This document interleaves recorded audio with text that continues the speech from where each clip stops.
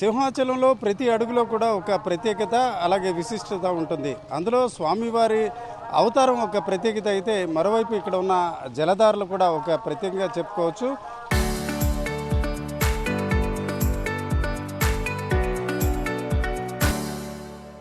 ఆ రకంగా సంఖ్యాశాస్త్రంలో 12కు ఒక ప్రత్యేకత ఉంటుంది. అదే రకంగా 12 దారులు ఇక్కడ ఉండే పరిస్థితి ఉంది. నిజానికి పూర్వం చూసుకుంటే దాదాపు 32 కిలోమీటర్ల విస్తీర్ణంలో ఈ సింహగిరి విస్తరించి ఉండేది. ఆ క్రమంలో 10 దారులు సింహగిరిపై వస్తే మరొకటి సీతమ్మ దార, మరొకటి మాధవ దార. అయితే ప్రస్తుతానికి సీతమ్మ దారలో నీటి ధారలు తగ్గిపోగా మాధవ దారలో మాత్రం వస్తున్నాయి. ఇప్పుడు నేను ఉన్నది గంగధార. ఈ గంగధారలో చూసుకుంటే పవిత్ర స్నానాలు చేస్తారు.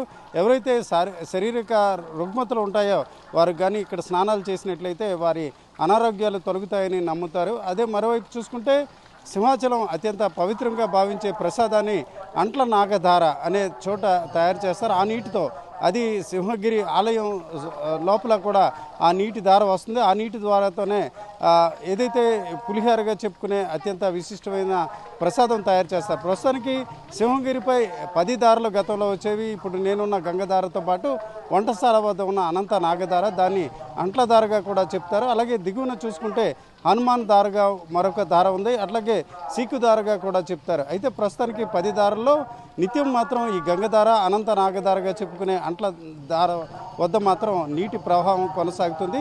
ముఖ్యంగా చూసుకుంటే ఈ ఏదైతే అడవి మార్గంలో ఎన్నో ఔషధాలను కలుపుతూ ఇక్కడ రావడంతో ఒక రకంగా ముక్తితో పాటు ఆరోగ్యం లభిస్తుందని ఒక విశిష్టత మాత్రమే కాకుండా అది ఆచరణలో కూడా సాధ్యం అవడమే కాకుండా కనిపించిన పరిస్థితి. ఈ దశలో సింహగిరిపై వచ్చే భక్తులు ఖచ్చితంగా ఇక్కడ నీటి దారిలో స్నానం చేయడం, లేనట్లయితే తలపై కొంతవరకు చల్లుకోవడం ద్వారా ముక్తి లభిస్తుందని నమ్ముతారు. అయితే శాస్త్రీయంగా చెప్పుకుంటే ఎన్నో రకాల ఔషధ మొక్కల వేలను తాకుతూ ఈ నీరు రావడంతో దాన్ని స్వీకరించినట్లయితే ఆరోగ్యానికి మంచిదన్న అభిప్రాయం కూడా ఆయుర్వేదిక శాస్త్రంలో చెప్తున్న పరిస్థితి కనిపిస్తుంది.